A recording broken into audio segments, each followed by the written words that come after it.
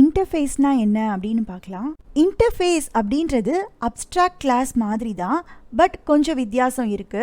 Abstract கிளாஸ்ல இருக்கிற சில பிரச்சனையை சரி பண்றதுக்காக இன்டர்ஃபேஸ் அப்படின்ற ஒரு ஃபீச்சரை ஏற்படுத்தி கொடுத்துருக்காங்க அப்படின்னு புரிஞ்சுக்கலாம். அதுக்காக அப்ஸ்ட்ராக்ட் கிளாஸ் யூஸ் பண்ணவே கூடாது அப்படின்னு அர்த்தம் இல்லை. சில இடங்கள்ல அப்ஸ்ட்ராக்ட் கிளாஸை விட இன்டர்ஃபேஸ் இருந்தால் பொருத்தமாக இருக்கும். இன்டர்ஃபேஸ் எதுக்காக தேவை அப்படின்றத முதல்ல நம்ம புரிஞ்சுக்கலாம். நான் சில கிளாஸ்லாம் உங்களுக்கு இப்போ எக்ஸாம்பிள் எழுத போகிறேன். கொஞ்சம் சில்லியான எக்ஸாம்பிள் தான், ரொம்ப ரியல் டைம் எக்ஸாம்பிள் கிடையாது. பட் இது மாதிரி கற்றுக்கிட்டா தான் நம்மளால் அந்த கான்செப்டை கிளியராக புரிஞ்சுக்க முடியும். அதுக்கப்புறமா நான் உங்களுக்கு ரியல் டைம் எக்ஸாம்பிளும் சொல்கிறேன். ஃபர்ஸ்ட் கார் அப்படின்னு ஒரு கிளாஸ் எழுத போகிறேன். அதுக்குள்ளார ரைட் அப்படின்னு ஒரு மெத்தட் எழுதிக்கலாம். இதில் ஜஸ்ட்டு நான் ஒரே ஒரு பிரிண்ட் ஸ்டேட்மெண்ட் மட்டும் கொடுக்க போகிறேன்.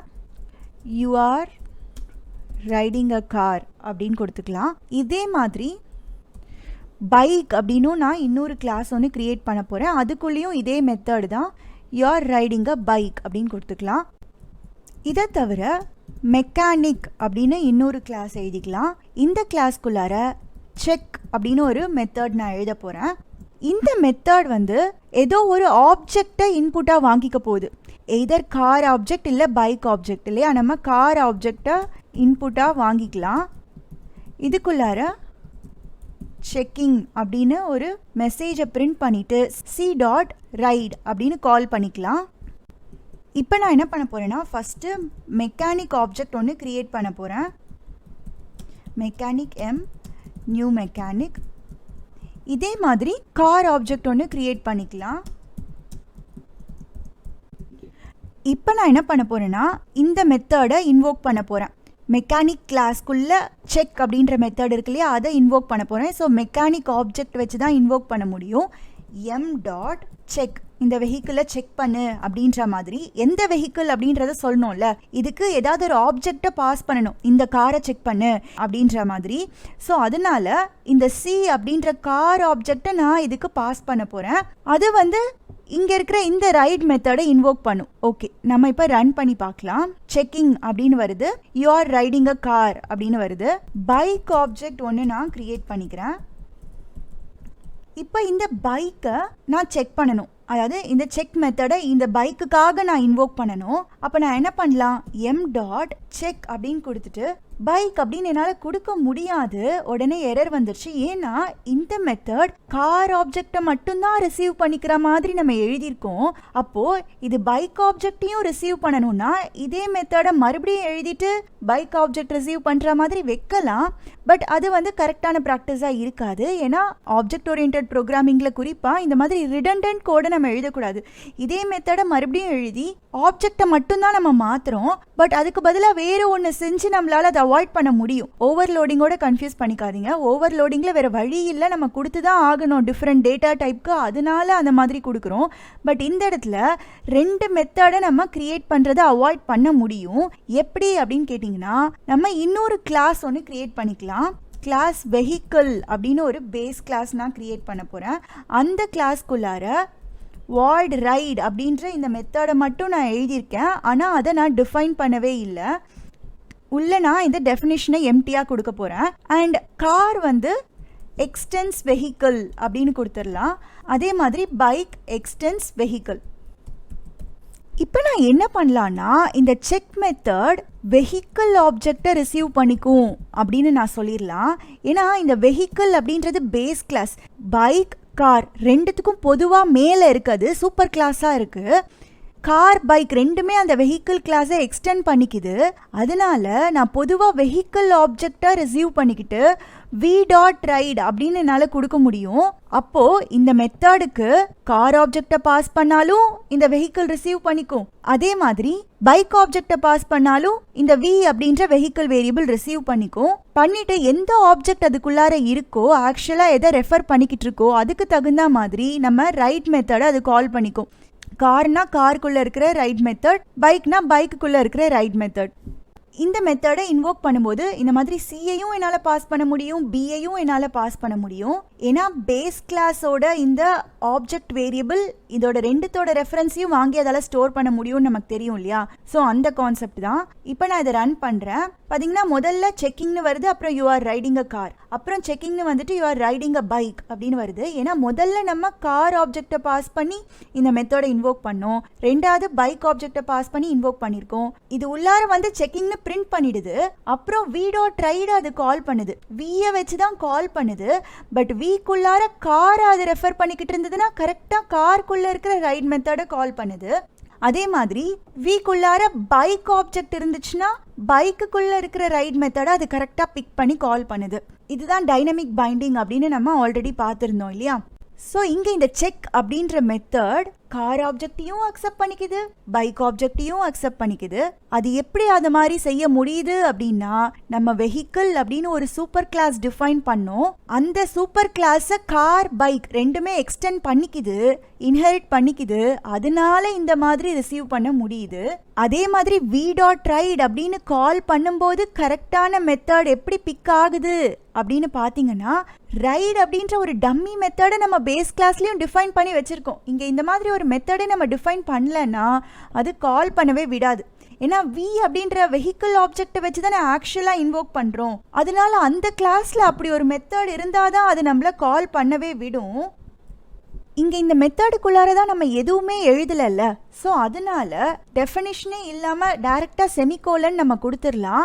அப்படி கொடுக்கணும்னா இதை நம்ம அப்ஸ்ட்ராக்ட் அப்படின்னு டிஃபைன் பண்ணணும். வெஹிக்கிள்னா அதில் ரைட் அப்படின்ற மெத்தட் கண்டிப்பாக இருந்தாகணும் அப்படின்றதுக்காக டிஃபைன் பண்ணியிருக்கோம்.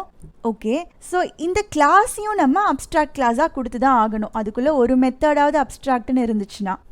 ஓகே, இப்போ நம்ம ரன் பண்ணாலும் மறுபடியும் அதே ரிசல்ட் தான் வரப்போகுது. அப்ஸ்ட்ராக்ட் கிளாஸாகவே யூஸ் பண்ணிக்கலாம், ஒன்றும் பிரச்சனை இல்லை தான். பட் எப்போ பிரச்சனை வரும்னு கேட்டிங்கன்னா, இந்த கார் அப்படின்ற கிளாஸ் வந்து வேற ஏதோ ஒரு கிளாஸை அவசியம் இன்ஹெரிட் பண்ணியே ஆகணும்னு வச்சுக்கோங்களேன். இப்போ நம்ம வெஹிக்கிள் அப்படின்றத இன்ஹெரிட் பண்ணியிருக்கோம், பட் ஆனால் இன்னொரு கிளாஸையும் இந்த மாதிரி எக்ஸ்டெண்ட் பண்ண வேண்டியது இருக்குது அப்படின்னா அப்போ நம்ம இந்த மாதிரி கம்மா போட்டு எக்ஸ்டெண்ட் கொடுக்க முடியாது. Multiple inheritance not possible.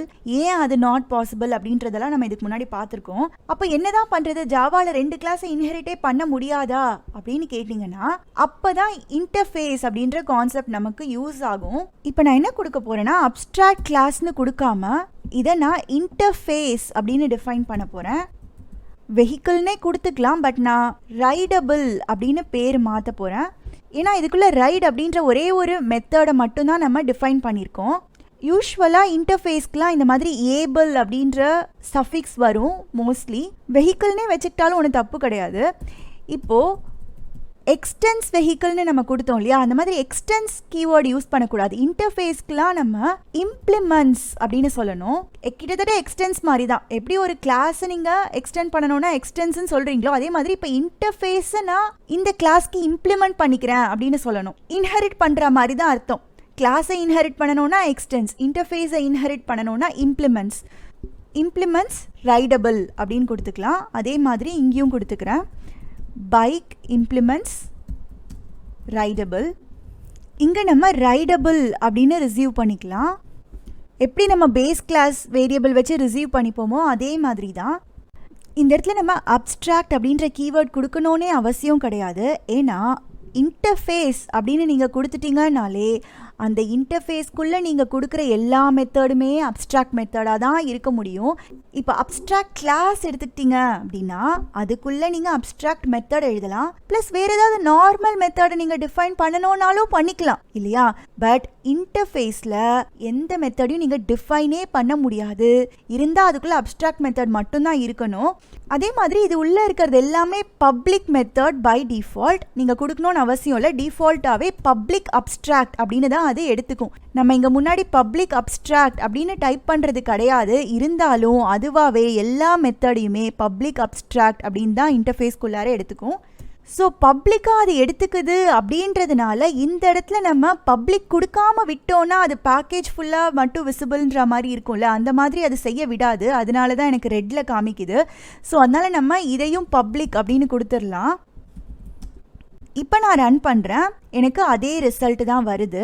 So இந்த மாதிரி நம்ம இம்ப்ளிமெண்ட்ஸ் அப்படின்னு கொடுக்கறதுனால இந்த கிளாஸ் எக்ஸ்டென்ஸ் XYZ அப்படின்னு ஏதாவது ஒரு கிளாஸை எக்ஸ்டெண்ட் பண்ணிக்கிட்டு அதை தவிர இம்ப்ளிமெண்ட்ஸ் இன்டர்ஃபேஸையும் நம்மளால செய்ய முடியும். கிட்டத்தட்ட மல்டிபிள் இன்ஹெரிட்டன்ஸை நம்ம அச்சீவ் பண்ணிட்டோம்னு சொல்லலாம்.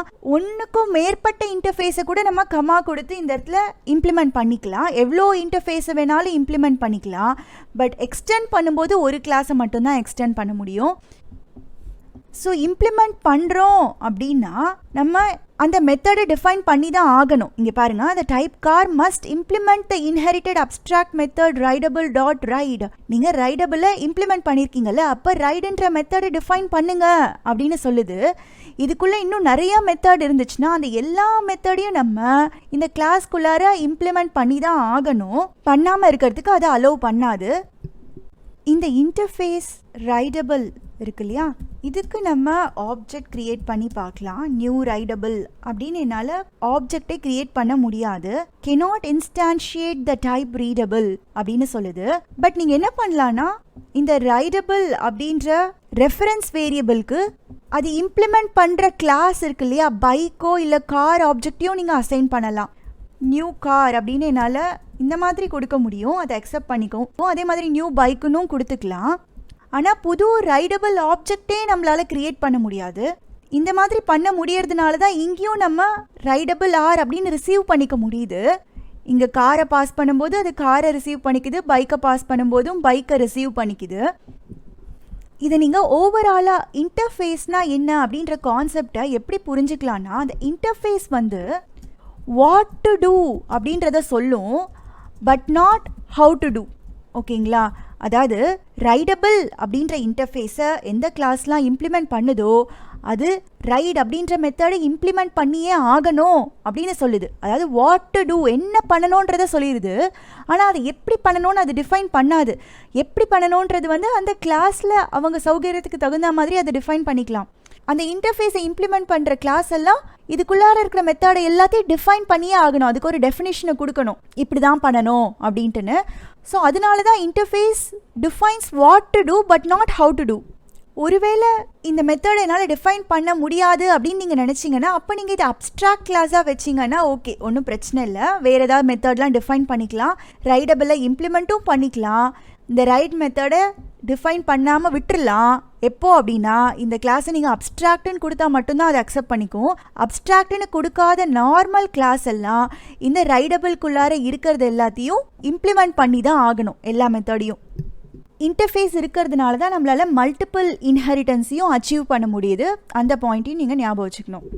எப்போ இன்டர்ஃபேஸ் யூஸ் பண்ணுறது, எப்போ அப்ஸ்ட்ராக்ட் கிளாஸ் யூஸ் பண்ணுறது அப்படின்னு நம்ம எதை வச்சு டிசைட் பண்ணலாம் அப்படின்னு கேட்டிங்கன்னா, முடிஞ்ச அளவு இன்டர்ஃபேஸ்க்கு தான் நம்ம ப்ரிஃபரன்ஸ் கொடுக்கணும். முடிஞ்சால் இன்டர்ஃபேஸாகவே டிஃபைன் பண்ணிடுறது தான் பெட்டர். வெறுமை இந்த மாதிரி டிக்ளரேஷன்ஸ்லாம் மட்டும் கொடுத்துட்டு இன்டர்ஃபேஸாக நீங்கள் கொடுத்து வச்சாதான் மல்டிபிள் இன்ஹெரிட்டன்ஸ் பாசிபிளாக இருக்கும் இல்லையா? ஏன்னா நம்ம டிஃபைன் பண்ணுறது எல்லாமே கிளாஸாகவே டிஃபைன் பண்ணி வச்சிட்டோம்னா நம்மளால் கம்மா போட்டு எக்ஸ்டெண்ட் பண்ண முடியாது. ஒரே ஒரு கிளாஸ் தான் எக்ஸ்டெண்ட் பண்ண முடியுன்றப்போ நிறைய இடத்துல நமக்கு பிரச்சனை வரும், அடி வாங்கும். ஸோ அதனால எங்கெல்லாம் முடியுமோ எல்லா இடத்துலையும் நம்ம இன்டர்ஃபேஸ் யூஸ் பண்ணுறது தான் பெட்டர்.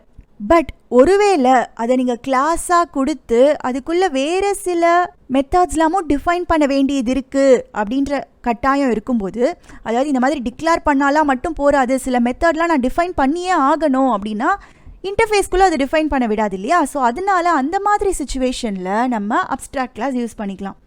இதுதான் வந்து ஜென்ரல் வியூ.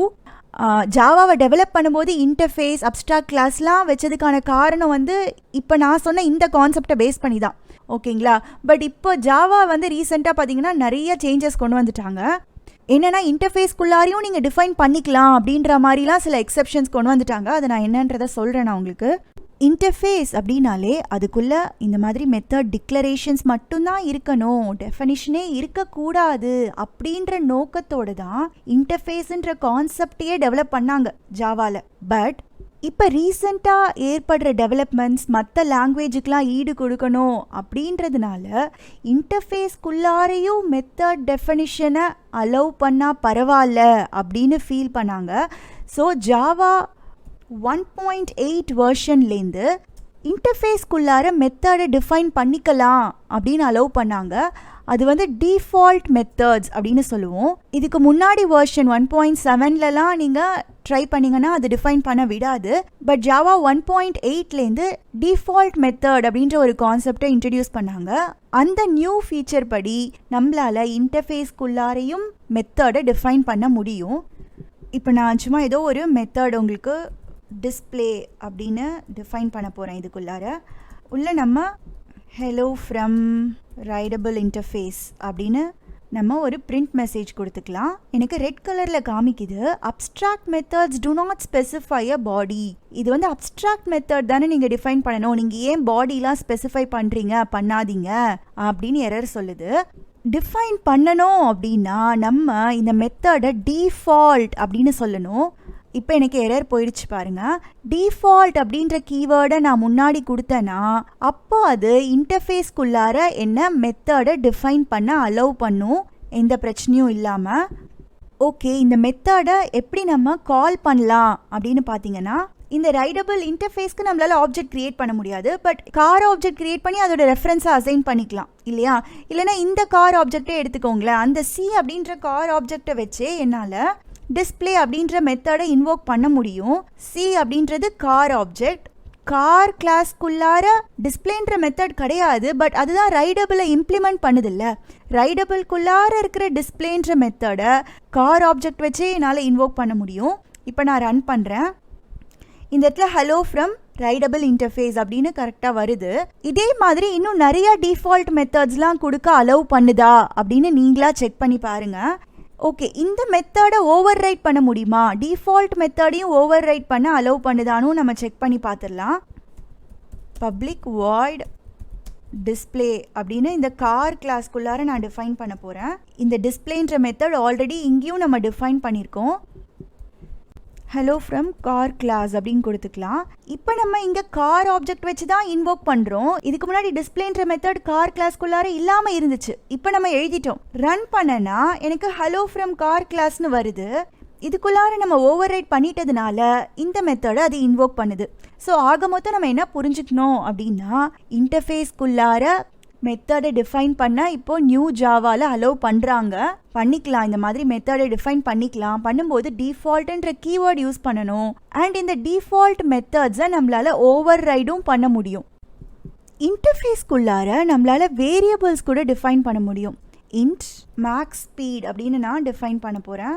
அண்ட் வேல்யூவையும் நான் அசைன் பண்ணிடுறேன். நான் வேல்யூ அசைன் பண்ணாமல் விட்டேன்னா பாருங்கள் எனக்கு எரர் வருது.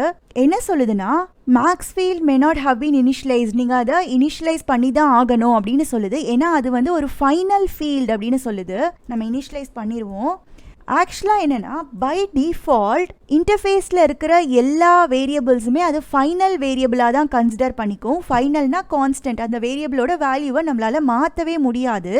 அந்த மாதிரி ஃபைனல் வேரியபிள்ஸை மட்டும்தான் நம்மளால் டிஃபைன் பண்ண முடியும். நம்ம இங்கே ஃபைனல் அப்படின்ற கீவேர்டை கொடுக்கலனாலும் அது இன்டர்ஃபேஸ்க்குள்ளார வேரியபிள்னாலே அதை ஃபைனல்னு தான் எடுத்துக்கும். அதே மாதிரி அந்த வேரியபிள்ஸ்லாம் ஸ்டாட்டிக் பை டிஃபால்ட். நம்ம இங்கே ஸ்டாட்டிக்னு கொடுக்கலனாலுமே அது ஸ்டாட்டிக்னு தான் எடுத்துக்கும். ஸோ இன்டர்ஃபேஸை பொறுத்த வரைக்கும் இன்ஸ்டன்ஸ் வேரியபிள்ஸே டிஃபைன் பண்ண முடியாது. இன்ஸ்டன்ஸ் வேரியபிள்ஸ்னால் என்ன, ஸ்டாட்டிக்காக இல்லாமல் நார்மலாக ஒரு கிளாஸ்க்குள்ளே நம்ம ஒரு வேரியபிள் டிக்ளேர் பண்ணோனாலே அது இன்ஸ்டன்ஸ் வேரியபிள் இல்லையா? ஸோ இன்ஸ்டன்ஸ் வேரியபிளை அது டிக்ளேர் பண்ண அலோவ் பண்ணாது இன்டர்ஃபேஸ்க்குள்ளார. ஏன்னா அது மாதிரி டிஃபைன் பண்ணும்போது மல்டிபிள் இன்ஹெரிட்டன்ஸ் ப்ராப்ளம்லாம் வரதுக்கு சான்சஸ் இருக்குது. அதனால தான். டு சம்மரைஸ், இன்டர்ஃபேஸ் அப்படின்றது என்ன பண்ணணுன்றதை சொல்லும், எப்படி பண்ணணும் அப்படின்றத சொல்லாது. அதாவது டிக்ளரேஷன் இருக்கும், டெஃபினேஷன் இருக்காது. இதுதான் பொதுவான கான்செப்ட். அதில் நம்ம கொடுக்குற எல்லா மெத்தடுமே டிஃபால்ட்டாக அப்ஸ்ட்ராக்ட் அண்ட் பப்ளிக். பட் புது வெர்ஷன் ஜாவா 1.8லேருந்து டிஃபைன் பண்ணுறதுக்கு அலோவ் பண்ணியிருக்காங்க மெத்தடை இன்டர்ஃபேஸ்க்குள்ளார. அதுக்கு நீங்கள் டிஃபால்ட் அப்படின்ற கீவேர்டை யூஸ் பண்ணணும். இன்டர்ஃபேஸ்க்குள்ளார இருக்கிற வேரியபிள்ஸ் எல்லாமே public, static, final by default. இன்டர்ஃபேஸ்க்கு நீங்கள் ஆப்ஜெக்ட் கிரியேட் பண்ண முடியாது, அதுக்கு கன்ஸ்ட்ரக்டர்ஸும் கிடையாது. ஒரு கிளாஸ் வந்து ஒரு இன்டர்ஃபேஸை இம்ப்ளிமெண்ட் பண்ணிக்கலாம், இல்லை பல இன்டர்ஃபேஸையும் இம்ப்ளிமெண்ட் பண்ணிக்கலாம். எந்த கிளாஸ் அந்த மாதிரி இம்ப்ளிமெண்ட் பண்ணுதோ அது இன்டர்ஃபேஸ்க்குள்ளே இருக்கிற எல்லா அப்ஸ்ட்ராக்ட் மெத்தடையும் டிஃபைன் பண்ணியே ஆகணும். அப்படி இல்லைன்னா நம்ம அந்த கிளாஸையே அப்ஸ்ட்ராக்டாக கொடுக்கணும். இன்டர்ஃபேஸ்னால தான் மல்டிபிள் இன்ஹெரிட்டன்ஸ் பாசிபிளாக இருக்குது. ஒரு இன்டர்ஃபேஸ் வேறு ஒரு இன்டர்ஃபேஸை எக்ஸ்டெண்ட் பண்ணிக்கலாம், இல்லை பல இன்டர்ஃபேஸை கூட எக்ஸ்டெண்ட் பண்ணிக்க முடியும். இன்டர்ஃபேஸை ஆக்சுவலாக எங்கெல்லாம் யூஸ் பண்ணுறோம் அப்படின்றதுக்கு நான் உங்களுக்கு ஒரு எக்ஸாம்பிள் சொல்கிறேன். நம்ம ஆல்ரெடி எழுதின எம்ப்ளாயி கிளாஸ் தான். இங்கே நம்ம அரே ஆஃப் ஆப்ஜெக்ட்ஸ் க்ரியேட் பண்ணோம். நம்ம 4 ஆப்ஜெக்ட்ஸ் தான் ஆட் பண்ணியிருக்கோம். பட் ஹண்ட்ரட்ஸ் ஆஃப் ஆப்ஜெக்ட்ஸ் இருக்குது அப்படின்னு வச்சுக்கோங்களேன். இப்போ இதை நம்ம சார்ட் பண்ணணும் அப்படின்னு நினைக்கிறோம். சார்ட்டிங் நேமை பேஸ் பண்ணி சார்ட் பண்ணுற மாதிரி இருக்கலாம், இல்லைனா சேலரியை வச்சு கம்மி சேலரியிலேருந்து ஜாஸ்தி சேலரி வரைக்கும் நம்ம கம்பேர் பண்ணுற மாதிரி இருக்கலாம். பட் இந்த மாதிரி ஏதோ ஒரு பேராமீட்டரை வச்சு நம்ம சார்ட் பண்ணணும் அப்படின்னு நினைக்கிறோம். ஜாவாலேயே பார்த்தீங்கன்னா இன்பில்ட்டாக சார்ட் பண்ணுறதுக்கெல்லாம் மெத்தட்ஸ் இருக்குது. அரேஸ் டாட் சார்ட் அப்படின்னு கொடுத்துட்டு உள்ளுக்குள்ளே எதை சார்ட் பண்ணணும் அப்படின்றத கொடுக்கணும். எம்ப்ளாயீஸ் அப்படின்ற இந்த அரேவை நம்ம சார்ட் பண்ணணும். அரேஸ் டாட் சார்ட் யூஸ் பண்ணணும்னா நீங்கள் இந்த ஜாவா டாட் யூட்டிலிட்டி டாட் ஸ்டாரை இம்போர்ட் பண்ணிக்கோங்க. இதை நான் ரன் பண்ணேன்னா எனக்கு எரர் வருது. நீங்களே யோசிச்சு பாருங்கள், இந்த எம்ப்ளாயீஸ் அப்படின்றது என்னது? எம்ப்ளாயி ஆப்ஜெக்ட்ஸோட ஒரு அரே ஆஃப் எம்ப்ளாயி ஆப்ஜெக்ட்ஸ். இந்த எம்ப்ளாயி ஆப்ஜெக்ட்ஸ் எல்லாம் சார்ட் பண்ணு அப்படின்னு நம்ம சொல்கிறோம். எப்படி சார்ட் பண்ணணும், எதை பேஸ் பண்ணி சார்ட் பண்ணணும், எதை கம்பேர் பண்ணணும், இந்த எந்த டீட்டெயிலுமே கொடுக்காம சார்ட் பண்ணுன்னு சொன்னால் அதால் எப்படி சார்ட் பண்ண முடியும்? இதே இந்த மாதிரி எம்ப்ளாயீஸாக இல்லாமல் ஒரு இன்டீஜர் அரே அப்படின்னு எடுத்துக்கோங்களேன். சாதாரண ஒரு இன்டீஜர் அரே ஒன்று டிக்ளேர் பண்ணிக்கோங்க. அந்த அரேவை சார்ட் பண்ண சொல்லி இதுக்குள்ளார கொடுத்தீங்கன்னா அது ஈஸியாக சார்ட் பண்ணிடும். ஏன்னா அதுக்குள்ளே வெறும் நம்பர்ஸ் தான் இருக்க போகுது. நம்பர்ஸ் எப்படி கம்பேர் பண்ணி சார்ட் பண்ணணுன்றது அதுக்கு தெரியும். ஸோ அதனால ஈஸியாக சார்ட் பண்ணிடலாம். நீங்கள் ட்ரை பண்ணி பாருங்கள். இந்த எரரை அவாய்ட் பண்ணுறதுக்கு என்ன செய்யணும் அப்படின்னு கேட்டிங்கன்னா, இந்த எம்ப்ளாயி கிளாஸ் கம்பேரபிள் அப்படின்னு ஒரு இன்டர்ஃபேஸ் இருக்குது. இந்த இன்டர்ஃபேஸை இம்ப்ளிமெண்ட் பண்ணணும். இதுக்குள்ளே நீங்கள் இந்த மாதிரி டைப்பை மென்ஷன் பண்ணிக்கலாம். அதாவது எம்ப்ளாயி ஆப்ஜெக்டை கம்பேர் பண்ண போகிறோம் அப்படின்னு சொல்கிறோம். இந்த கம்பேரபிளை ரைட் கிளிக் பண்ணிவிட்டு ஓப்பன் டிக்ளரேஷன் அப்படின்னு கொடுத்தீங்கன்னா இங்கே பாருங்கள், கம்பேரபிள் அப்படின்ற இன்டர்ஃபேஸ் ஓப்பன் ஆகுது. இதில் இருக்கிற டாக்குமெண்டேஷனை வேணால் படித்து பார்த்துக்கோங்க. இதுக்குள்ளே கம்பேர் டு அப்படின்ற ஒரு மெத்தடை வெறுமை டிக்ளேர் மட்டும் பண்ணி வச்சுருக்காங்க. இன்டர்ஃபேஸ்னால் இந்த மாதிரி அப்ஸ்ட்ராக்ட் மெத்தட்ஸ் தானே இருக்கும் மோஸ்ட்லி.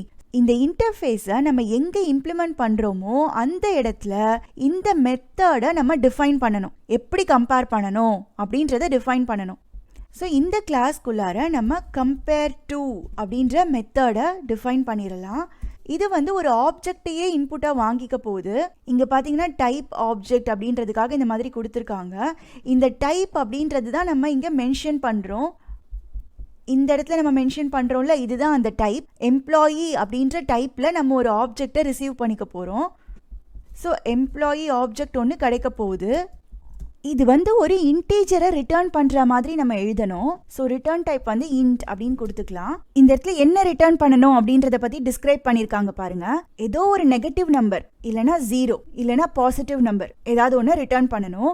எப்போ அப்படின்னு பார்த்தீங்கன்னா, கம்மியாக இருந்துச்சுன்னா நெகட்டிவ் நம்பர், ஈக்குவலாக இருந்துச்சுன்னா 0ன்னு ரிட்டர்ன் பண்ணணும், ஜாஸ்தியாக இருந்துச்சுன்னா ஒரு பாசிட்டிவ் நம்பரை நீங்கள் ரிட்டர்ன் பண்ணணும் அப்படின்னு சொல்லியிருக்காங்க. இந்த இடத்துல நம்ம சார்ட் மெத்தடை இன்வோக் பண்ணியிருக்கோம் இல்லையா? இந்த அரேவை எனக்கு நீ சார்ட் பண்ணி கொடு அப்படின்னு நம்ம அது கையில் ஒரு அரேவை கொடுக்குறோம். அது அந்த அரேவை சார்ட் பண்ண போகுது. சாதாரணமாக நம்பர்ஸ் எல்லாம் சார்ட் பண்ணணும்னா நம்ம எப்படி சார்ட் பண்ணுவோம்? அட் அ டைம் 2 நம்பர் எடுத்து கம்பேர் பண்ணி பார்த்து எது முன்னாடி இருக்கணும் எது பின்னாடி இருக்கணும் டிசைட் பண்ணுவோம் இல்லையா? ஸோ ஆக மொத்தம் என்ன நடக்குதுன்னா, அட் அ டைம் ஏதோ 2 நம்பர் எடுப்போம், கம்பேர் பண்ணுவோம். ஸோ அதே மாதிரி அதுவும் அட் அ டைம் ஏதாவது 2 ஆப்ஜெக்ட் எடுத்து கம்பேர் பண்ணி பார்த்து தான் சார்ட் பண்ணுவோம். அந்த ஆப்ஜெக்ட்ஸை எப்படி கம்பேர் பண்ணணும் அப்படின்றது தான் நம்ம இந்த மெத்தட்குள்ளார டிஃபைன் பண்ண போகிறோம். சார்ட்டிங் பண்ணுறப்போ அது நிறைய தடவை கம்பேர் பண்ணணும். அட் அ டைம் 2 ஆப்ஜெக்டை வச்சுக்கிட்டு தான் அது கம்பேர் பண்ணும் இல்லையா? ஆப்ஜெக்ட் 1 ஆப்ஜெக்ட் 2ன்னு 2 இருக்குன்னு வச்சுக்கலாம். ஆப்ஜெக்ட் 1 ஆப்ஜெக்ட் 2 அப்படின்னு இந்த மாதிரி 2 ஆப்ஜெக்ட் இருக்குன்னா அது 2த்தையும் அது கம்பேர் பண்ண போகுது. அப்போ அது என்ன செய்யும்னா, எப்படி கம்பேர் பண்ணணும்னு தெரியாதுல்ல, அதனால அது இந்த மெத்தடில் நம்ம என்ன டிஃபைன் பண்ணியிருக்கோமோ அதை செய்யும். அதாவது இந்த மெத்தடை இன்வோக் பண்ணும். எப்படி இன்வோக் பண்ணணும்? Object 1 dot compare to object 2 அப்படின்னு இன்வோக் பண்ணிக்கும். முதல்ல ஒரு ஆப்ஜெக்ட், பின்னாடி இன்னொரு ஆப்ஜெக்ட் வரப்போகுது. ஸோ இந்த 2 ஆப்ஜெக்டையும் நம்ம எப்படி கம்பேர் பண்ணுறது அப்படின்றது தான் இதுக்குள்ளார டிஃபைன் பண்ண போகிறோம். நான் சேலரி வச்சு சிம்பிளாக கம்பேர் பண்ணிக்கலாம்னு நினைக்கிறேன். நான் என்ன செய்ய போகிறேன்னா, if salary equal to e dot சேலரியான்னு செக் பண்ணுன்னு சொல்ல போகிறேன். இந்த சேலரின்றது என்னன்னா, ஃபஸ்ட்டு நான் கொடுத்துருக்குற சேலரி வந்து ஆப்ஜெக்ட் 1ஓட சேலரி. ஓகேங்களா? இங்கே ரெண்டாவதா ஆப்ஜெக்ட் 2-ஐ பாஸ் பண்ணுறாங்க இல்லையா, அது எங்கே வந்து ஸ்டோர் ஆகும்? ஈல வந்து ஸ்டோர் ஆயிருக்கும். அந்த ரெண்டாவது ஆப்ஜெக்டோட சேலரியை நான் இ டாட் சேலரின்னு ஆக்சஸ் பண்ணிக்கலாம். முதல் ஆப்ஜெக்டை வச்சு தான் இன்வோக்கே பண்ணியிருப்பாங்க, அதனால அதை நான் டைரெக்டாக சேலரினே ஆக்சஸ் பண்ணிக்கலாம். இல்லை இன்னும் தெளிவாக புரியணும்னா நீங்கள் திஸ் பாயிண்டர் வேணா யூஸ் பண்ணிக்கலாம். ரெண்டும் ஈக்குவலாக இருந்துச்சுன்னா 0-வை ரிட்டர்ன் பண்ணணும். ஓகேங்களா? அப்படி இல்லாமல் முதல் சேலரி கம்மியாக இருக்குது அப்படின்னா, இந்த ரெண்டாவது சேலரியை விட கம்மியாக இருக்குது அப்படின்னா, முதல் இது கம்மினா நம்ம நெகட்டிவ் நம்பரை ரிட்டர்ன் பண்ணணும். இது ரெண்டுமே இல்லைன்னா நம்ம பாசிட்டிவ் நம்பர் 1-ஐ ரிட்டர்ன் பண்ணி விட்டுடலாம். பப்ளிக் அப்படின்னு கொடுத்துடலாம். இப்போ நம்ம எப்படி கம்பேர் பண்ணணுன்றதை டிஃபைன் பண்ணிட்டோம். எப்போவுமே முதல்ல இருக்கிறது கம்மினா நெகட்டிவ் நம்பர், முதல்ல இருக்கிறது ஜாஸ்தினா பாசிட்டிவ் நம்பர், அந்த மாதிரி தான் நம்ம கொடுக்கணும். ஆப்ஜெக்ட் 1 மைனஸ் ஆப்ஜெக்ட் 2 பண்ணுற மாதிரின்னு வச்சுக்கோங்களேன். முதல் இது பெருசாக இருந்துச்சுன்னா உங்களுக்கு பாசிட்டிவாக ரிசல்ட் வரும், முதல் இது சின்னதாக இருந்துச்சுன்னா நெகட்டிவாக வரும் இல்லையா, அந்த கான்செப்ட் தான். இப்போ நம்ம ரன் பண்ணி பார்ப்போம். எரர்ஸ் எதுவும் வரலை. நம்ம சார்ட் பண்ணதுக்கப்புறம் இந்த அரேவை மறுபடியும் ஒரு தடவை பிரிண்ட் பண்ணி பார்த்தா தான் கரெக்டாக சார்ட் ஆயிருக்கா அப்படின்னு நம்மளால் செக் பண்ண முடியும். நான் மறுபடியும் ரன் பண்ணுறேன். இந்த 4 தான் அரேக்குள்ளார இருக்குது. முதல் தடவை வரும்போது சார்ட் பண்ணாமல் வந்திருக்கு. நம்ம ரெண்டாவது தடவை பிரிண்ட் பண்ணும்போது தான் சார்ட்டிங்க்கு அப்புறம் பிரிண்ட் பண்ணியிருக்கோம். ஸோ அதில் பார்த்தீங்கன்னா லீஸ்ட் சேலரி ஹரியோடது 32,000. ஸோ அதனால அது ஃபஸ்ட்டு வந்திருக்கு. அப்புறம் 35,000, 37,000, 95,000 அப்படின்னு சேலரியை பேஸ் பண்ணி இந்த எம்ப்ளாயி ஆப்ஜெக்ட்ஸை அசெண்டிங் ஆர்டரில் நம்ம சார்ட் பண்ணியிருக்கோம். நீங்கள் நேமை பேஸ் பண்ணியும் சார்ட் பண்ணி பாருங்கள். இந்த மாதிரி சேலரியை கம்பேர் பண்ணுறதுக்கு பதிலாக டேரெக்டாக நேமையே கம்பேர் பண்ணிக்கலாம். நம்ம ஆல்ரெடி ஸ்ட்ரிங்கை எப்படி கம்பேர் பண்ணணும் அப்படின்னு பார்த்துருக்கோம். இந்த மாதிரி டைரெக்டாக கம்பேர் பண்ண முடியாது. உங்களுக்கு ஞாபகம் இல்லை அப்படின்னா கூகுளில் சர்ச் பண்ணுங்கள், how to compare strings in Java அப்படின்னு சர்ச் பண்ணி அதில் என்ன கொடுத்துருக்காங்கன்னு புரிஞ்சுக்கிட்டு அதை பார்த்துட்டு நீங்கள் இந்த கம்பேரிங் பேஸ்ட் ஆன் நேமை இம்ப்ளிமெண்ட் பண்ணலாம். ஆக்சுவலாக இங்கே நம்ம என்ன பண்ணியிருக்கோம், நம்ம ஒரு அரேவை சார்ட் பண்ணணும்னு நினைக்கிறோம். அது வந்து சாதாரண இன்டீஜர் அரே கிடையாது, எம்ப்ளாயி ஆப்ஜெக்ட்ஸோட ஒரு அரே.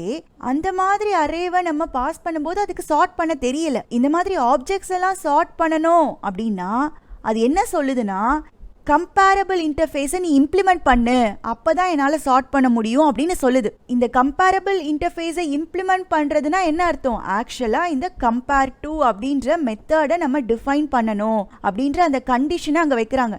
நீ முதல்ல எப்படி கம்பேர் பண்ணணுன்றதை உன் கிளாஸ்குள்ளார டிஃபைன் பண்ணு, அதுக்கப்புறமா நான் அதை வச்சு சார்ட் பண்ணி தரேன் அப்படின்னு சொல்லுது.